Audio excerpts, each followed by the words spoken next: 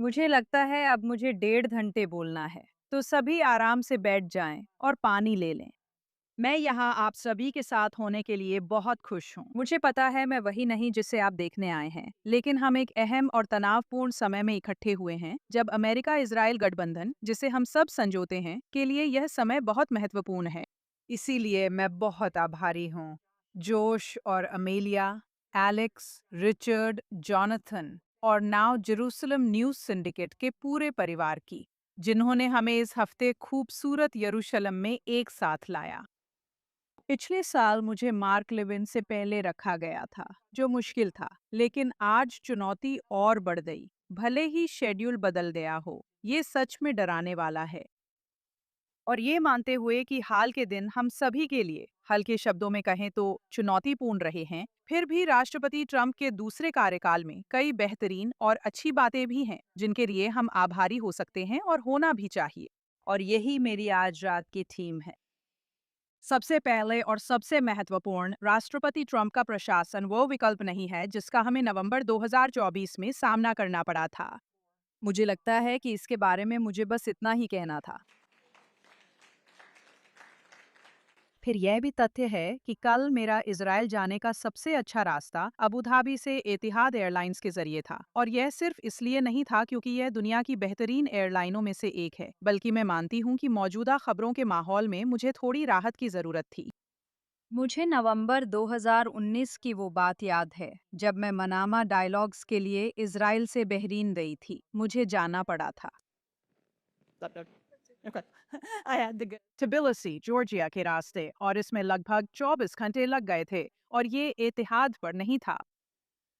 मेरे पास अब्राहम समझौते का पहला ड्राफ्ट था, जिसे मुझे सऊदी, अमीराती और बहरीनी समकक्षों से साझा करना था। मैंने ये बात एक्सियोस को लीक कर दी थी ताकि इसे अपनी किताब में फुटनोट कर सकूं। और उन समकक्षों के साथ समझौतों के लिए मेरी सबसे मजबूत दलीलों में से एक ये थी कि हमें सामान्यीकरण समझौतों की जरूरत है, वरना मध्य पूर्व में यात्रा की चुनौतियों के कारण मेरी सेहत खराब हो जाएगी। अब्राहम समझौते की छठी वर्षगांठ सितंबर में आते ही मुझे ये घोषणा करते हुए खुशी हो रही है। शुक्रवार को हेरिटेज द्वारा प्रकाशित वित्त वर्ष 2025 की रिपोर्ट में इसराइल और समझौते में शामिल अन्य देशों, जिसमें संयुक्त राज्य अमेरिका भी शामिल है, के बीच संबंध, व्यापार और सुरक्षा सहयोग दोनों में बढ़ रहे हैं। इसराइल छोड़ने वाले यात्रियों के लिए दुबई न्यूयॉर्क के बाद दूसरा सबसे लोकप्रिय गंतव्य है, और इसराइल ने हाल ही में मोरक्को के साथ एक ऐतिहासिक सुरक्षा सहयोग समझौते पर हस्ताक्षर किए हैं। यह सब युद्ध के समय 7 अक्टूबर के बाद हुआ, जब कई आलोचकों ने पूरे विश्वास के साथ भविष्यवाणी की थी कि ये समझौते विफल हो जाएंगे। मैं आपको बताना चाहता हूं कि ये विफल नहीं हुए, बल्कि फल फूल रहे हैं और आगे भी बढ़ेंगे।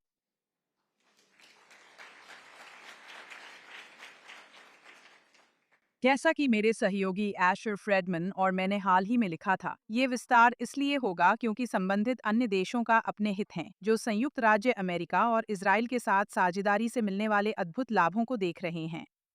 हमने पिछले साल ऑपरेशन मिडनाइट हैमर में हमारी संयुक्त सैन्य सफलता, जिस पर इस साल ऑपरेशन एपिक फ्यूरी में आगे काम किया गया, देखी है।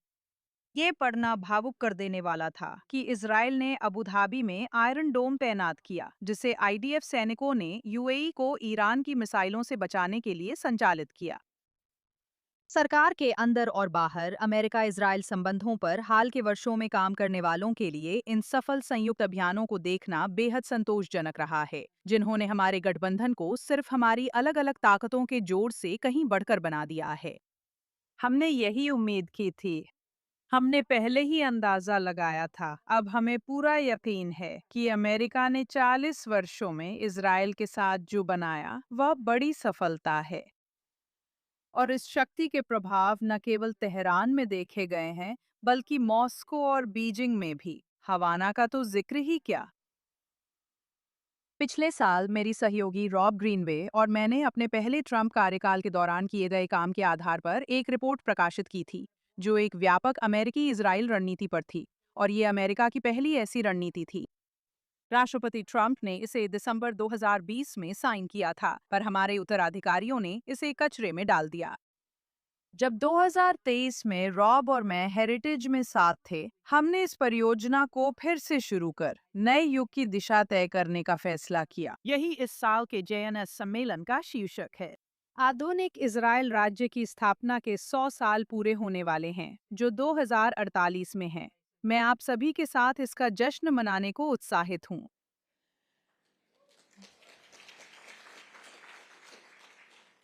उस दस्तावेज में दोनों देशों के सांस्कृतिक, आर्थिक, तकनीकी और सुरक्षा संबंधों पर अच्छे सुझाव हैं, जिनकी चर्चा मैं यहाँ विस्तार से कर सकती थी, लेकिन नहीं करूंगी। आप heritage.org पर विवरण देख सकते हैं। मैं उसी खास बिंदु पर बात करूंगी जिससे प्रकाशित होने पर सबसे ज्यादा ध्यान मिला। जैसा कि हमने 2020 की रणनीति में किया था, रॉब और मैंने सुझाव दिया था कि संयुक्त राज्य अमेरिका और इजराइल को अमेरिका द्वारा इजराइल को दी जाने वाली सुरक्षा सहायता को स्थानांतरित करना शुरू कर देना चाहिए। फॉरेन मिलिट्री फाइनेंसिंग यानी FMF से फॉरेन मिलिट्री सेल्स यानी FMS में लगभग 20 वर्षों की अवधि में हर साल लगभग $250 मिलियन की वृद्धि के साथ, जिसे फिर संयुक्त सैन्य कार्यक्रमों में निवेश किया जाएगा। इन ट्रांसफर को इजरायल की आर्थिक वृद्धि के न्यूनतम स्तरों पर भी निर्भर किया जाएगा, ताकि खरीदारी को समर्थन मिल सके। कुछ हद तक हमारी हैरानी के लिए हमारी रिपोर्ट को वॉशिंगटन DC के सत्ता प्रतिष्ठान के हलकों में भारी स्तब्धता के साथ लिया गया, जहां 2016 के हमारे दोनों देशों के बीच हुए समझौता ज्ञापन में निहित सुरक्षा DOD या अब DOW आवंटन के संदर्भ में निश्चित धन के सबसे करीब मानी जाती है। हमने बेझिझक अपनी रिपोर्ट पर डटे रहने का फैसला किया, क्योंकि हमें विश्वास था कि मजबूत, स्वतंत्र इजराइल अमेरिका का अब तक का सबसे अच्छा दोस्त बन सकता है। अब हमारा विश्वास और बढ़ गया है और हम संतुष्ट हैं कि इजराइल की मौजूदा सरकार ने इस नीति का एक रूप अपनाया है। असल में प्रधानमंत्री नेतन्याहू ने जो प्रस्ताव रखा है, वह हमारी रिपोर्ट की तुलना में काफी तेज समय सीमा पर है, लेकिन आप इस बारे में आज शाम बाद में उनसे बात कर सकते हैं। अंत में, जब मेरे अच्छे दोस्त सिड रोसनबर्ग, मेरे पास सिड और मरिया बाटेरोमो के साथ सुबह के शोज का संयुक्त समझौता है, ने पिछले हफ्ते अपने रेडियो पर मुझसे पूछा कि मैं इजराइल से इतना प्यार क्यों करता हूँ। मैंने कहा, इसकी वजह यह है कि मैंने जिन देशों की यात्रा की है, ये मुझे सबसे ज्यादा अमेरिका की याद दिलाता है। 10 साल पहले। धन्यवाद। यकीन नहीं होता कि 10 साल पहले मैंने डेविड स्लिंग 10 कलाकृतियों में लोकतंत्र का इतिहास नामक किताब लिखी थी। मैं बाद में बता सकती हूँ कि एक कला इतिहासकार यहाँ कैसे है। ये डोनाल्ड रैम्सफेल की वजह से है। अगर और जानकारी चाहिए तो कहानी लंबी हो सकती है। डेविड स्लिंग की 10 कलाकृतियों में लोकतंत्र का इतिहास दिखाता है कि स्वतंत्र शासन व्यवस्थाओं में ऐसे राज्यों को बदल देने की एक अजीब क्षमता होती थी। ये कहानी उन राज्यों की है जो सवालों के घेरे में थे, लेकिन सभी अपेक्षाओं से बढ़कर फले फूले। मुझे गर्व है कि प्रकाशन की 10वीं वर्षगांठ पर एनकाउंटर बुक्स नवंबर में डेविड स्लिंग का दूसरा पेपरबैक संस्करण प्रकाशित करेगा। मैं बताना चाहूंगी कि 2012 में ये शीर्षक चुनते वक्त मुझे नहीं पता था कि इजराइल पहले से ही इसी नाम की मिसाइल डिफेंस सिस्टम पर काम कर रहा था। ये किताब बताती है कि कैसे एथेंस एक चट्टान था, रोम एक दलदल था और वेनिस एक लेगून थी। अपनी ओर से संयुक्त राज्य अमेरिका एक जंगली वीरान इलाका था, जो सभ्यता से बहुत दूर था, जैसा कि इसके शुरुआती निवासियों ने समझा था। लेकिन इन सब की शक्ति अलग अलग बढ़ गई। हमने लगातार प्रयास कर दुनिया के सबसे बड़े साम्राज्य को हराया और बाद में सबसे बड़ी अर्थव्यवस्था व सैन्य शक्ति बनाई। अपने इतिहास में इज़राइल ने भी सफलता, दृढ़ता और उद्यमिता की एक समान और उल्लेखनीय यात्रा तय की है, जो मुझे यहूदी राष्ट्र के साथ लगभग आत्मीयता का एहसास कराती है।